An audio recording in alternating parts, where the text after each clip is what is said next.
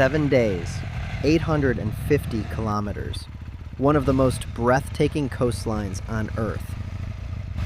This is the Jadranska Magistrala, Croatia's legendary Route D8. It is early autumn. The summer crowds have vanished, leaving behind nothing but crisp air, clear skies, and a perfect golden light. Our journey begins in the shadow of giants, starting from the ancient Roman amphitheater of Pula, riding the western edge of the Istrian Peninsula down to the port city of Rijeka. From there, the landscape transforms. We cross over to the island of Pag, a barren alien moonscape of white stone, bleeding into the deep, dark blue of the Adriatic Sea. Day 3 pulls us inland, leaving the coast to carve through the rugged mountains and cascading waterfalls of Krka National Park, before returning to the sea at Šibenik. As we push further south, the road clings to sheer limestone cliffs. We trace the edge of the continent into Split, sleeping within the walls of a Roman emperor's palace. But the real climb awaits.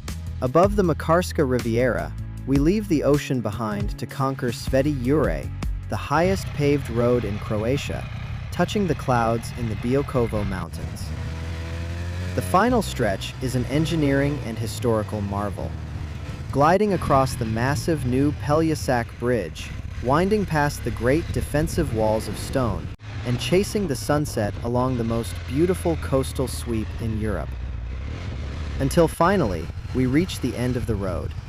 Looking down from the summit of Mount Surge onto the pearl of the Adriatic, the ancient walled city of Dubrovnik.